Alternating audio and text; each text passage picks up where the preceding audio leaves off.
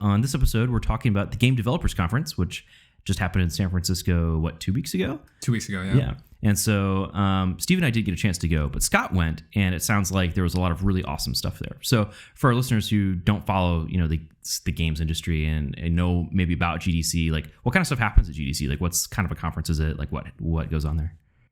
Yeah, I went in kind of cold. I hadn't been. This is the first time I've been, and I've been to other kind of tech conferences. And the thing that struck me first is that it covers 3 separate halls in Moscone and San Francisco. So typically most conferences are either just the North and South halls, or just the West hall. And it's all 3 for the Game Developers Conference. And I think it's 25,000 attendees, so huge.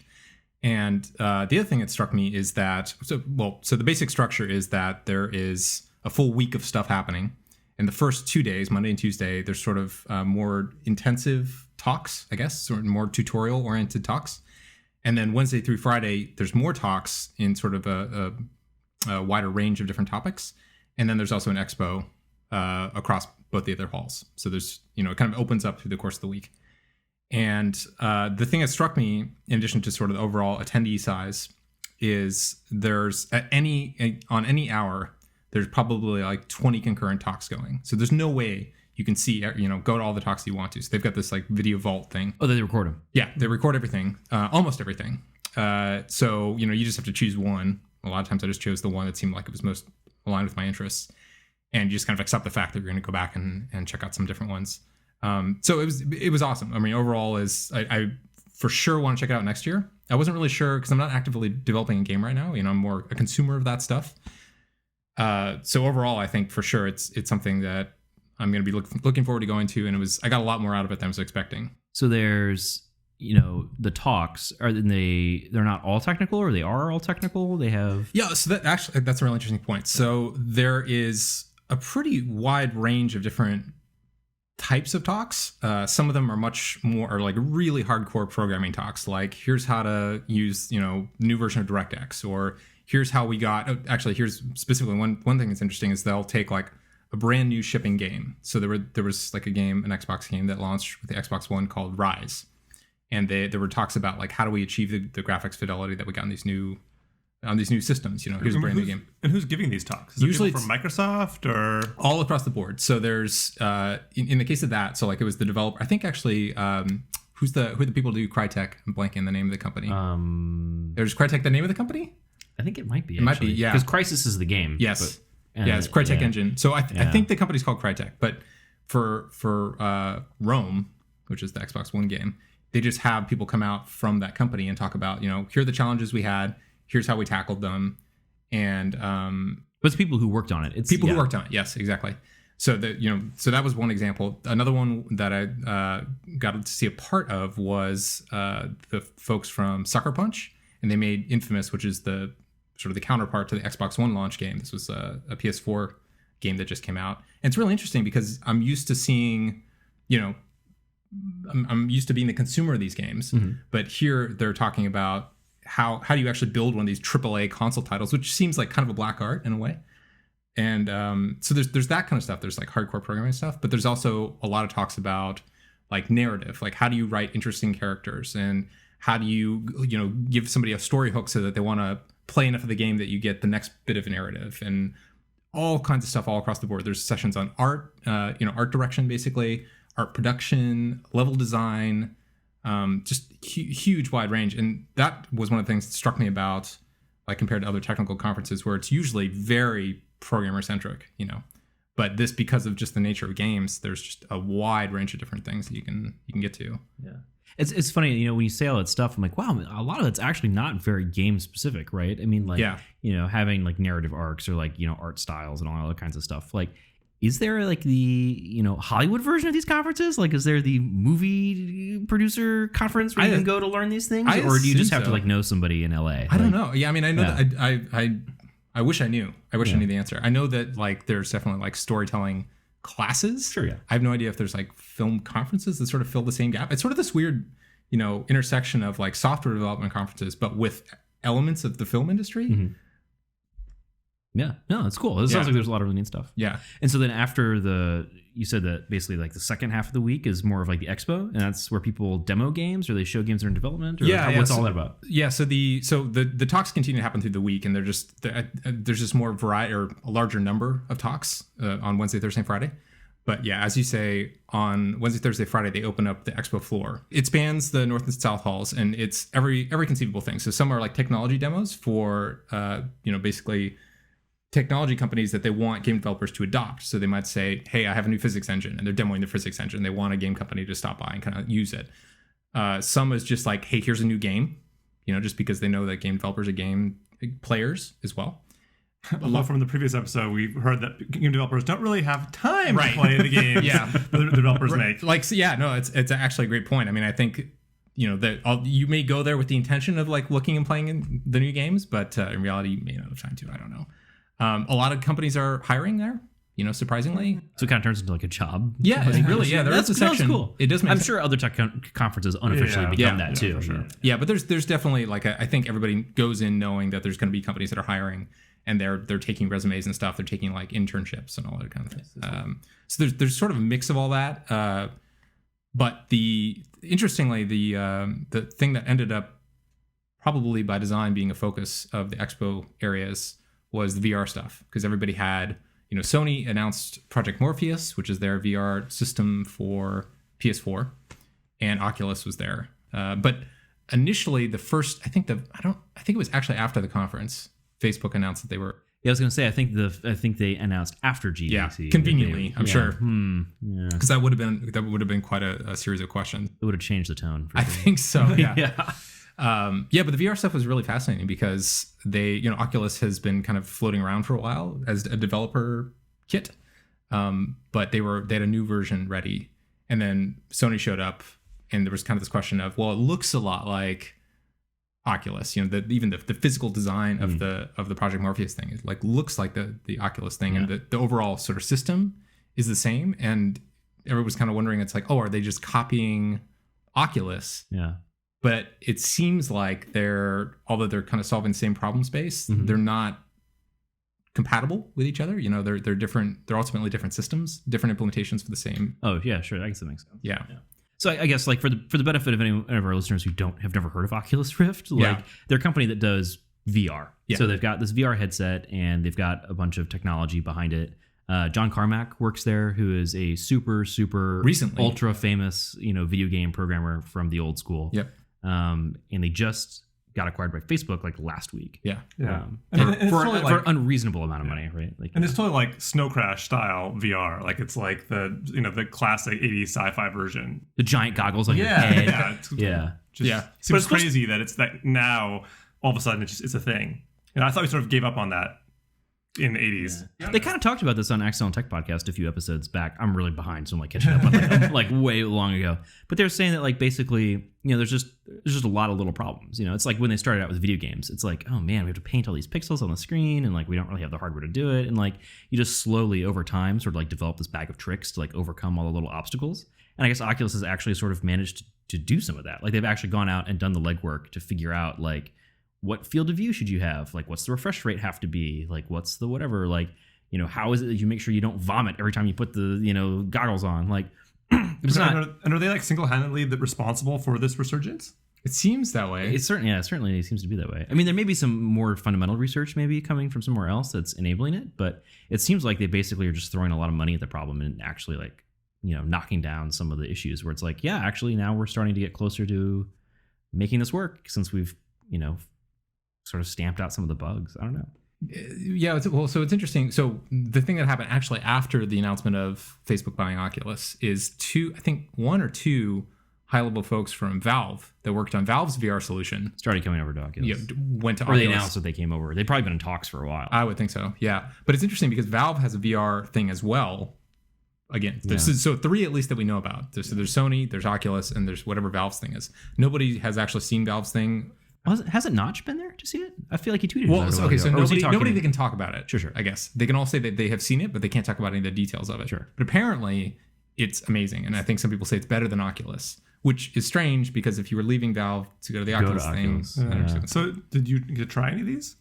Though the line for the Sony thing was punishingly long. And basically they would just cut it off and say, we're not taking any more people today. And the Oculus line was more accessible, but I wasn't ever between talks at the right time where there was space in the line. But they had for the Sony stuff, they had monitors from the viewpoint of the person that was using it, which is not the same thing, but you can get some sort of sense of what was going on. For the Sony stuff, they had, I think 3 demos. One was something by the EVE Online guys, which was like a first-person spaceship thing. Steve's like very concerned. He's like, this would be the most uncomfortable video game experience I've ever had. I don't know if you could actually if you could play X-Wing but with a VR headset, it could be pretty Everybody cool. except Steve, I'm sure, would love it. It depends. Well, I mean, you could do a bad job. I mean, you could still wind up, puking in your living room because the VR is so bad. Yeah. So apparently they did some sort of I don't know if it was proof of concept or it's a real game, but it's some sort of thing in the EVE Online universe that you're piloting the spaceship. So you get launched out of the carrier and you're flying around. It looks gorgeous. I'll try to find some video for it and put a link up to it. And so they have that. They had a sort of sword fighting simulator. So you use the Move controllers, the little, the sticks with the glowing balls on the end from PS3 era. And you use those to basically control the sword and the shield.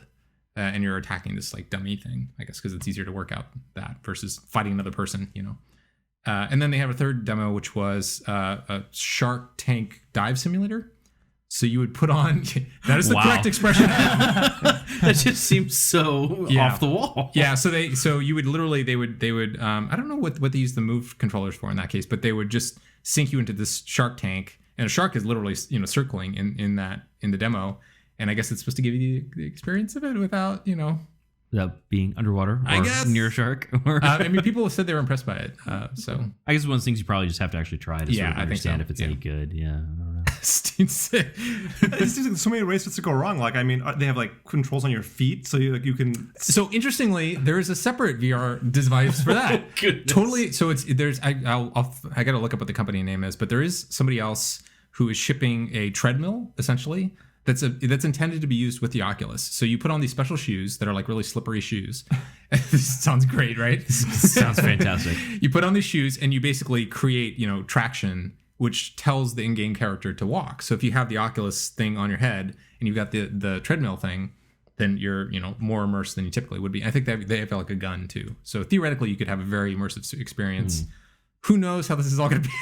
Yeah. I can imagine, coming home and your wife is like, what the hell are you doing? You've got the head mounted thing and the walking around. So yes, somebody has thought about that. And strangely enough, I think they're shipping that before the Oculus, whenever it's going to go on general public sale. Yeah. Which is probably at least 6 months to a year away at this point. But the treadmill they're selling right away. I guess their target audience is Oculus developers. I guess. Yeah, I don't know. Or maybe they just want to get out on the market. And I think it was $200, which is less than the Oculus. Wow, that seems really cheap for something that maybe it was more than it wasn't much more. It might have been as much as the Oculus, so maybe $200 to $300. Yeah. Now I'm suddenly concerned that it's not built very well. I know, right? Yeah. Your foot will just go straight through this thing. Yeah, I was watching somebody else.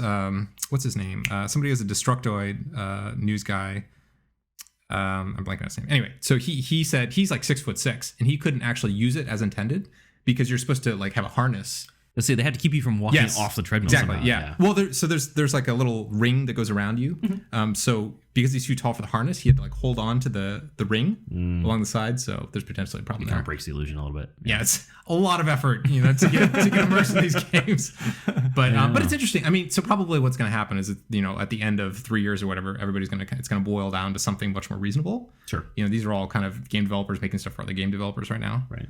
But it's the first, like Steve was saying. I mean, everybody's like, oh yeah, that'll be the future. The year 2000, you'll do that back in the 90s. Yeah. But it's actually starting to happen. Well, maybe by the time we retire, we'll actually be able to have holodecks, right? They'll have actually sorted it all out. Yeah. I don't know. That's cool. Just want a short circuit. Cut to that part. Yeah, just all this in between treadmill and the headset. You just want to say arch. How did they explain that away though in Star Trek? Because they could walk around the holodeck. Well, I know, but the holodeck was only so big, right? Well, the whole idea though is that the scenery can be moving underneath you when you physically aren't necessarily moving. But how does it keep you in place? It moves. The generates holodeck matter. movie? It generates. The generated matter. It's not actually just a It's like projected SimCity holodeck. style. Yeah. Okay. I've never really seen like much of this show, so I don't really know like This the show. lore. So like whenever we're joking about deflector arrays, you're just like, ha ha ha. I mean, I know like the pop culture references, but I just actually have never watched a whole lot of Star Trek because I actually find it to be like really hokey. And It would boring. be the very low fidelity version of it would be that thing where you put your hand in like a bed of and like pins. little pins come up. Yeah. Oh, okay. So we're definitely not there. Yeah, not there yet. Not gonna hold my breath for that version. Nice. All right. So what were some of the cool games you saw at the expo? Yeah, there were tons. So Night in the Woods, it looks really interesting. Apparently it was a Kickstarter project and I totally missed it. Everything's Kickstarter. Steve, do you have any now. thoughts on the art style for Night in the Woods? I don't remember which one that is, but I'm sure I love the art style. So this is Night in the Woods. This is the one that I thought I was most impressed by the art style. Yeah, so it looks. I love the cat. I don't even know what the cat is doing, or if that's really a cat. But I'm already ready to sign up for this. Can I buy it now? Actually, I think you can. So it looks like a point-and-click adventure game. Yeah, I think so. Like it seems to be kind of maybe in the style of like Kentucky Route Zero. They're using game as like a delivery medium, and it's not as much a game, or Gone Home maybe even is another example.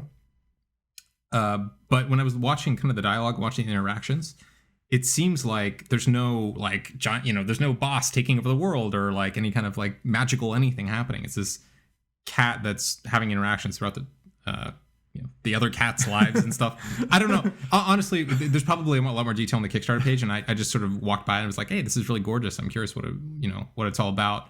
I don't know. Yeah, it looks interesting. It looks gorgeous. Yeah, no, I mean the videos make it look really neat.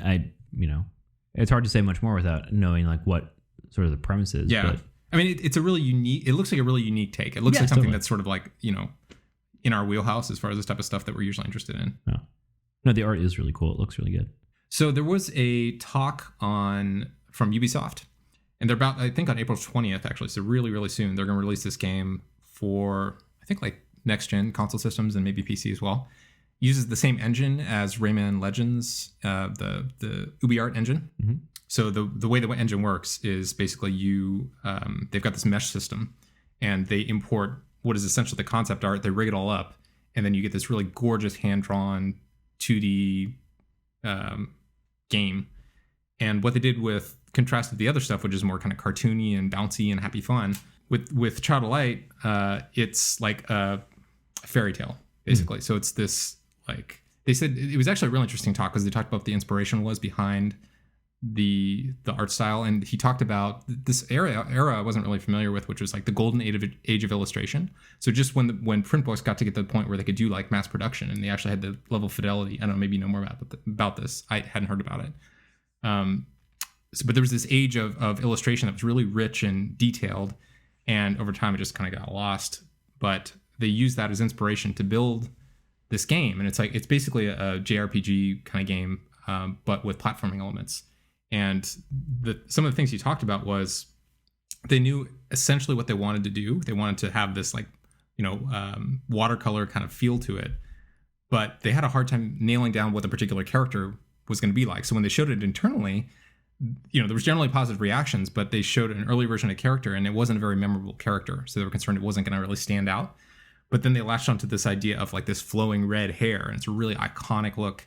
And they decided that the character would age over the course of the game. So she starts out at like, whatever this is, 8 years old or something like that, and becomes, an adult woman by the end of the game.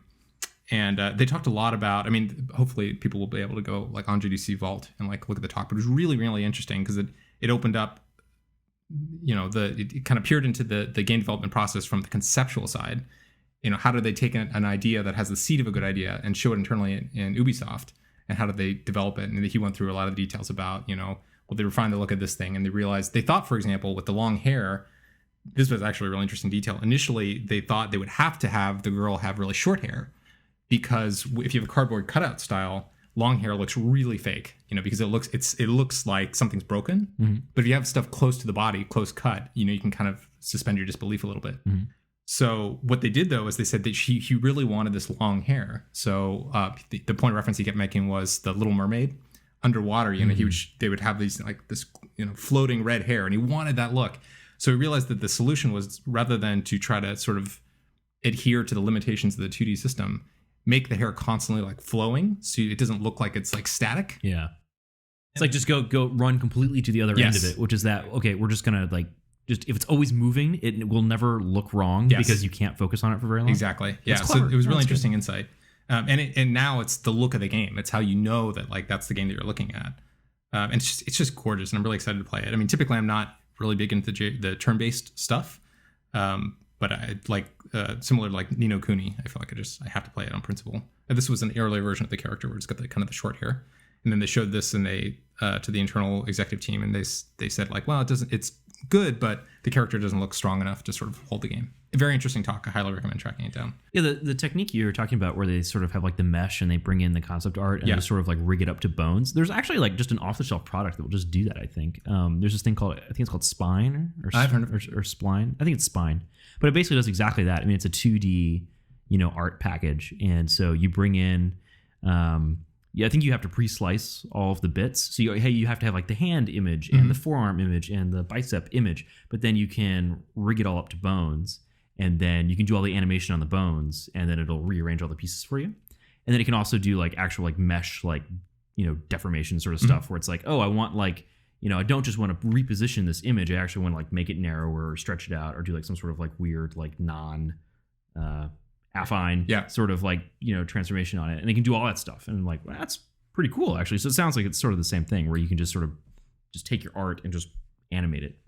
Yeah. Yeah. No, it was really fascinating. And the thing he mentioned is that they basically took he said, what would the game look like if we took the concept art and made that the game? Yeah. As opposed, because usually what you do, and he used the example of like old, like, older, like 16-bit. Like Final Fantasy. Yeah, exactly. Yeah, you take this concept art, you're like, that looks awesome. And that's the kind of stuff that ends up in the box art. Mm-hmm. Then you see the pixelized version of it, and it's like, You really have to use your imagination. Yeah. So I'm really excited to check that out. That's some more in the night stuff. There was a whole bunch of stuff at the Sony booth where they had basically brought in these indies. Towerfall Ascension was one that's gotten kind of a lot of attention recently. That came from Ouya, and they got ported to PS4. What an awful name! I know. No one can pronounce it. Okay, so there was a total dark horse choice, but it is, I believe it's called Phantom PI Mission Apparition, and it kind of looked like a point and click adventure game, somewhat in the style of like Maniac Mansion or kind of a bit of like Luigi's Mansion. I think this actually struck me as something Steve would really like because it's got the same sort of feeling of like Monsters Inc., but in the context of like a Scooby-Doo episode. It's very hard to describe. A Scooby-Doo so the villain is definitely an old man in a mask like that. Scooby-Doo episode is definitely not towards the top of the things that I like. I know. Granted. I don't know. If you could make a game that looks just like that would be a Scooby-Doo awesome. episode, like it looks exactly like the old, like crappy. I just think it would be... It'd be entertaining. It would just be really funny in like sort of an ironic retro way. Yeah. So we know what Steve's art style is. Yeah, especially like the little infinite running sequences where they're all like running away scared from something, and you're like, is this house like 500 feet wide? Like, how do they have this much room to just run down these hallways? Still animation, it's cheap. Yeah, and you can tell like the door's going to open because it's not the same color. Yes. Anyway, this looks really cool. It looks like it's basically there's a point and click element. There's sort of an environmental puzzle thing. There wasn't a lot of information about it, but it looks like something that'd be like really fun to like play like Saturday morning. I'm waiting to go do something. I've got 2 hours to just sort of have fun doing something. Kind of like at least for me, the feeling I got from like, not Papers, Please. What was the cooking game? Cook Serve Delicious. Where it's just, there was no bigger message, but it was just sort of a fun little thing to do. Yeah. Or, in Steve's case, like Cook Serve Frustration. Or whatever it is. But I think we should check that out when it comes out because it looked like a lot of fun. I cannot remember what the name of this game is that you were commenting on. That just looks so cool. So the style of the city itself looks almost like a slightly more like colorized version of Mirror's Edge.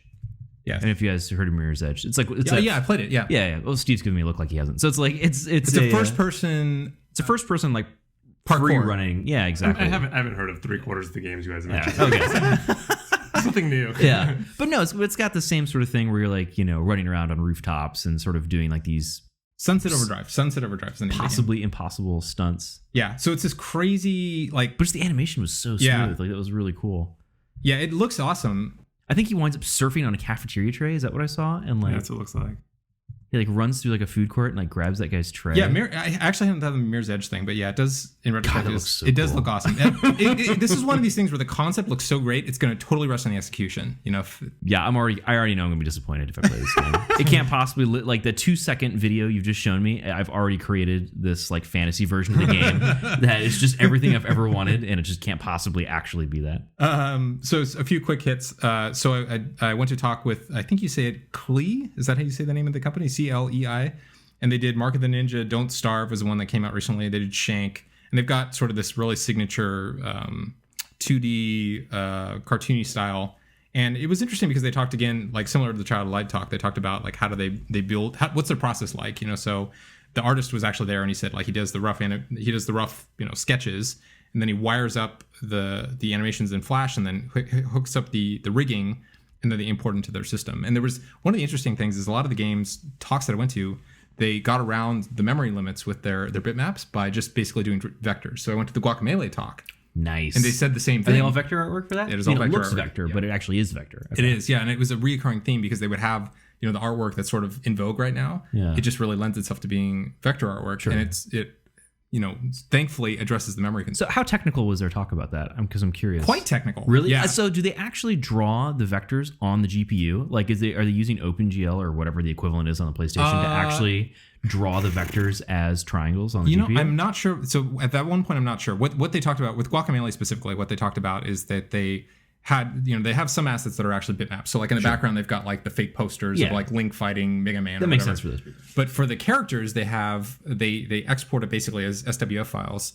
and then they import it to their own vector system, and they draw it in engine at runtime. I don't know what the details of their engine are. That might actually be in. They had 2 talks. I only saw one of them, so it might be that one of the other talks would explain that. Yeah, because I definitely like looking at the art style for Guacamelee. Like as I was playing it, I definitely thought like, wow, you know, like it is really. It looks like it's all vectors, and I wonder, one, is it actually all vectors? Because I don't know. I mean, I guess you can, but it seems to me like intuitively that rendering vector artwork at 60 frames a second seems like that'd be really challenging to do on the CPU.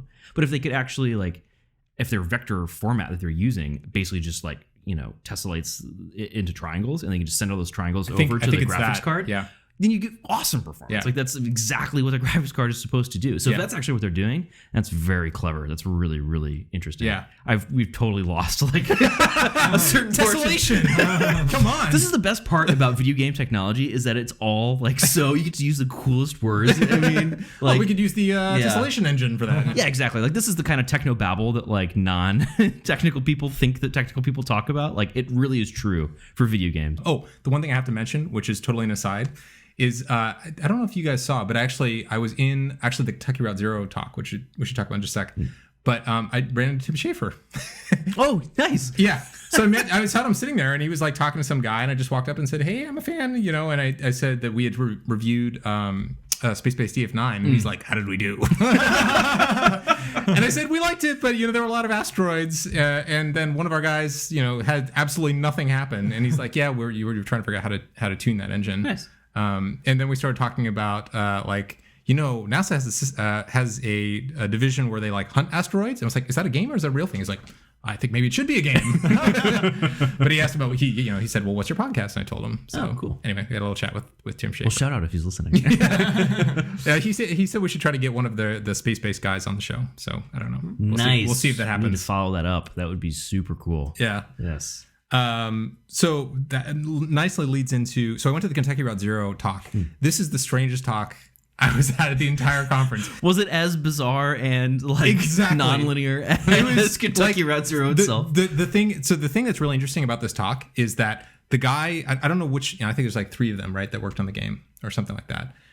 This guy was brilliant. I mean, sometimes you see somebody talking, you're like, I don't even know half the words he's saying, but they seem really good, like really good words. Yeah. I mean, he had this air of like he was really meticulous on what he was saying, what he was thinking about. He had this really clear vision, but like you felt like he was working on a different level. And it's like he is completely the incarnation of all the quirkiness and honestly sophistication of the you know the different parts of Kentucky Route Zero. Like he is that thing. And it was so funny because like compared to all the other sessions, like typically they have slides and you know game footage or whatever up, and he had like performance art, like the most random stuff. Like the one that's pegged in my head is that he had video running of like literally it was some shot from a garage, and there was like a couch and a spinning tire. And I think he was talking about like just all kinds of stuff I've never heard of. Like it was like film school stuff. Yeah. Like all kinds of like he was citing all kinds of papers I'd never heard of and people and art, artists. Wow. Way out there. And like it became clear that what he did is like I think he's got this really, really deep film background and stage background. And he was talking about how he funneled that down into a game, and you ended up with this complete enigma that is Kentucky Route Zero. Yeah. And it was just so different than all the other talks, because all the other talks, honestly, a lot of the people are very relatable. I mean, like the people at the Guacamelee talk, it's just like any other guy you would know. They just happen to make a game about luchadors. But like the Kentucky Route Zero guys, like I just felt like I was like, I was glaring into another plane of existence that they operate in. Really, really interesting. And then the single most important thing I immediately texted Steven Justin when I saw it is he put up a screenshot of the first scene that you're in at Kentucky Route Zero, the gas station with the giant horse head. He showed a zoomed out version of it where the entire expanse of the basement is basically the bottom half of the horse. So like the horse is like buried. Yeah. And like the pipes going down to the oil reserves or whatever it is, they're all like the legs of the horse. Yeah. I will put a link up. It's amazing. It's awesome. It feels like, when you finally see the statue in Lost, where you like see like the whole thing, you're like, oh, there's like the whole other half. Spoiler. And one other, so there's a bunch of little quick hits we can talk about games, but the one other one that I think. Wait, before we go on, did he say when the next episode or is going to come, chapter is going to come out? He did not say that. Yeah. He did say it, but he said it on the other plane of existence that Scott was not attending. No, it was surreal. That was absolutely the most surreal talk that I had. That the entire conference was that one. I was looking at like a film of like a tire spinning, and like I was like, it's so deep, I don't understand it. It's so avant-garde and postmodern. You should check it out. So if it's in the vault, you guys or whoever's listening should definitely check it out because it is very unique. So visually, a game I ran across that actually seemed kind of similar to Kentucky Route Zero. We're looking at the video right now. It's called Quadrilateral Cowboy.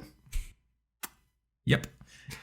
Okay. Takes place I believe in the 80s. Apparently you have a 56K modem and like some sort of like 386 PC or something like that. And you're basically running around this world hacking into things. And I'm no joke, you actually like type telnet commands and like. That's awesome. Yeah. It's pretty intense. And the art style is it's like the 3D version of Kentucky Route Zero. So like. And first person it looks like. First person. Yeah. So you're basically going through doing these environmental puzzles and like hacking into things. And it looks like total hardcore, like geek. They know their niche for sure, and it might be awesome. I don't know. It looks very like eccentric. The other thing is they had this like box art that was of the era. That's awesome. Yeah. Have you seen Panic when they did like the old video game version of those? Oh, that is so great. Yeah. It was exactly like that.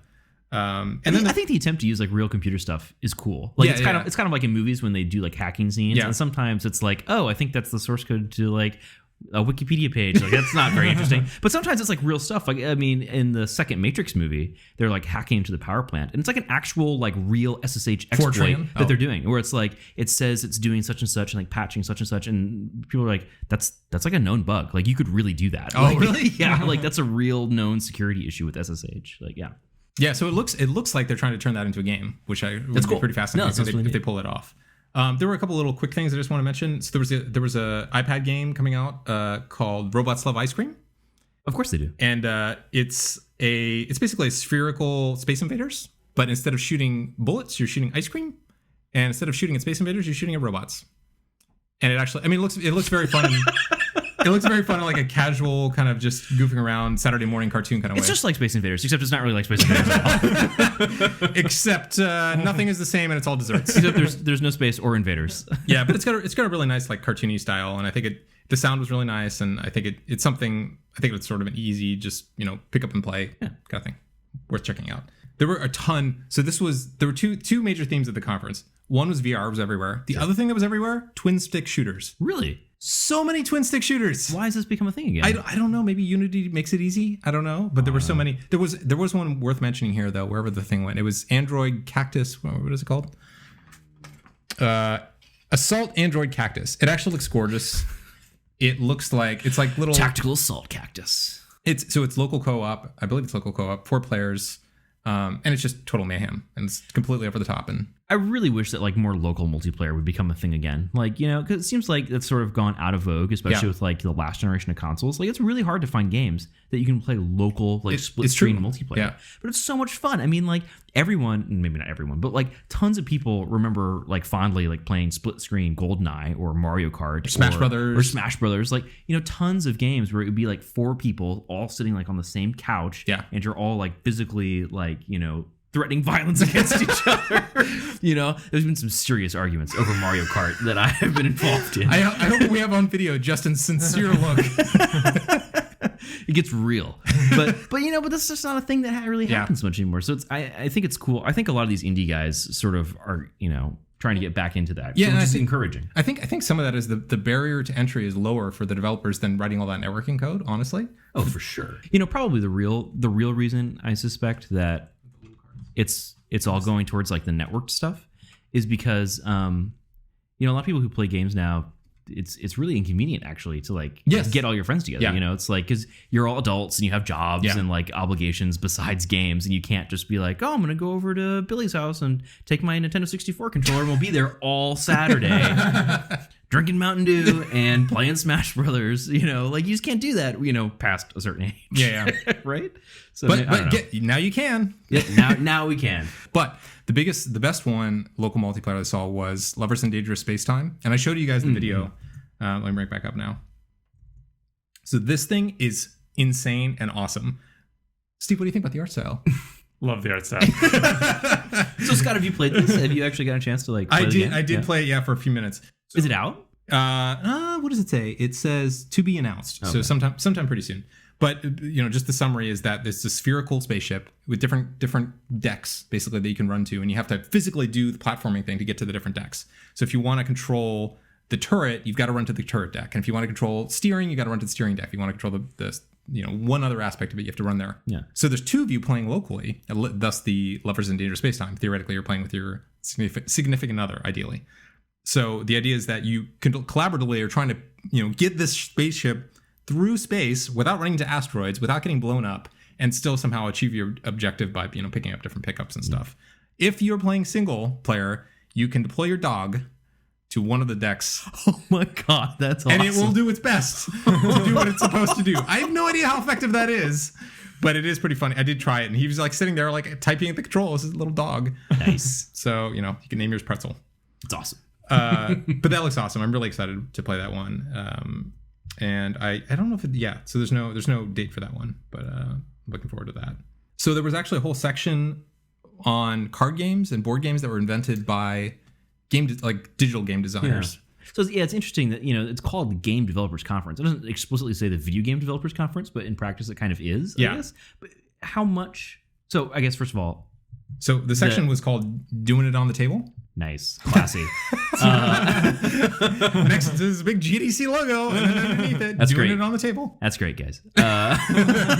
But so, like, I mean, it seems like the expo had like a section that was for that. But were there any talks that were about like there were not. No. I think video games. There was not. I mean, there was in the sense that there was things that could generally apply to other mediums. All the narrative stuff I think would apply pretty much to everybody, other than, you know, here's a quest, that kind of thing. But yeah, it was all the focus was entirely on video games. Okay.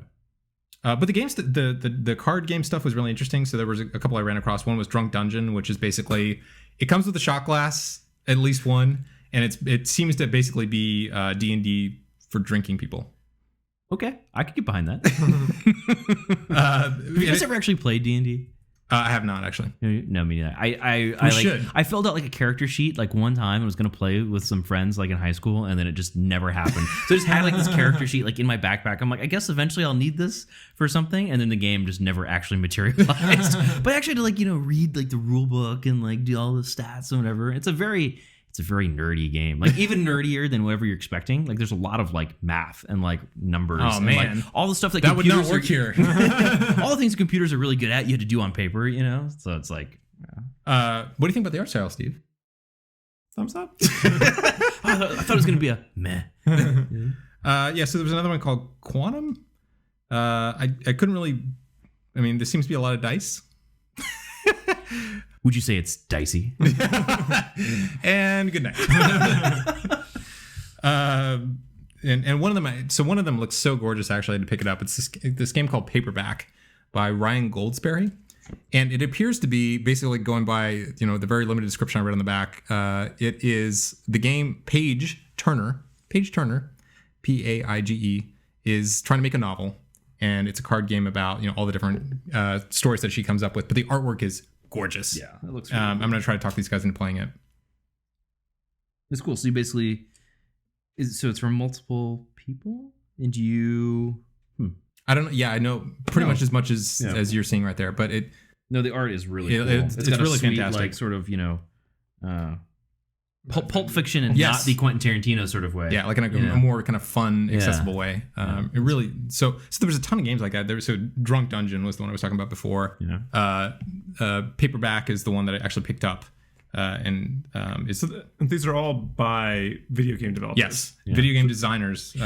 There was one game that is very much worth mentioning because it was so visually impressive, but it's ways out. It's called, I think you pronounce it Gnah. GNAH exclamation mark. I'm glad we have expression on video. That's these things. Yeah. These are great. I love the art style. But what is it? Putting that on the soundboard. So I actually had a hard time figuring out, and I think this is part of it because it's just sort of early in development. It is somehow you're trying to figure a way out of the monster's head, and it's these rotating. I know I have video. Isn't there a Pixar movie coming up about this? Well, very very high level. Yeah, it's very similar at a high level, but I can't find the video I had. But it's basically a puzzle. So you're turning the monster's head around. And you're pulling on this knob and turning this dial and moving this thing, and you're just trying to get. It's like, I guess, like it would be one puzzle from Myst, but several levels of each of those. Okay. So each of the the monsters, each of the levels has some other combination of things. You got to twist this thing 3 times, and you got to move this slider up, and eventually you unlock a path outside the monster's head. Absolutely gorgeous. It's a ways off though. I mean, overall, the takeaway from the talks was that. I love the fact that you could go to like the Guacamelee talk and something that I enjoyed, or any of these other sort of launch games, and they would talk to you about exactly what their process was and how were the sales and how they decided to release it on multiple platforms and how did they solve this technical issue. So for that alone, I mean, I had an expectation of how good the conference as a whole could be, and it totally blew it away. I mean, it was awesome. Cool. So you're gonna go again next year? Absolutely. Nice. Absolutely. Yeah. I know it's not really like a review of. So would you recommend it to our listeners? Wood conference again. Yes. Yeah. So it was awesome, and for sure. I mean, so the one thing is that even if you didn't make it to the conference, I think they have a plan where you can pay them like $400 and get access to all the videos from all the talks if you just want to go through them that way. So you don't miss out on everything going that route. Cool. All right. Well, I think that wraps it up for this episode. Thanks for listening, everyone. As always, if you have any feedback, you can email us at feedback@lowearthorbit.fm. I suddenly realized about halfway through that email address I wasn't sure. I think it happens to me every time. It's like, wait, is it FM or .com? Yes. You can also follow us on Twitter at Low Earth Show, and you can visit our website where we keep meticulous show notes at lowearthorbit.fm. We have also a YouTube page if you're so inclined. Oh, that's right. What's the URL for the YouTube page? Low Earth Show as well. So it's youtube.com/Low Earth Show. Yep. So you can presumably subscribe, right? You can subscribe, and you should subscribe. So if people subscribe, we'll put up more videos. So yeah, please do that. We're holding the videos ransom. You have to subscribe. If we do not receive 100 subscribes.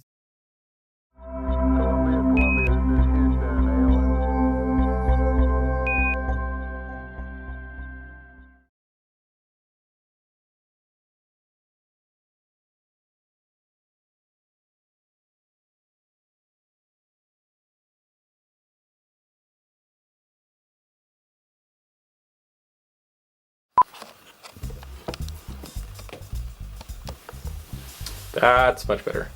Fairly well. I mean, it is, I guess, technically strange that we have a washing machine there, but like, I personally don't have any problem with it. Just an Easter egg. Well, I mean, we could try to pass it off as space equipment, I guess, somehow. So I'm going to see how this works. So I'm going to let our video run for a second, make sure that we're totally natural. Picture my earlobe. I don't know. Am I in that one? So our host is not going to be on screen. It's just entire podcast. This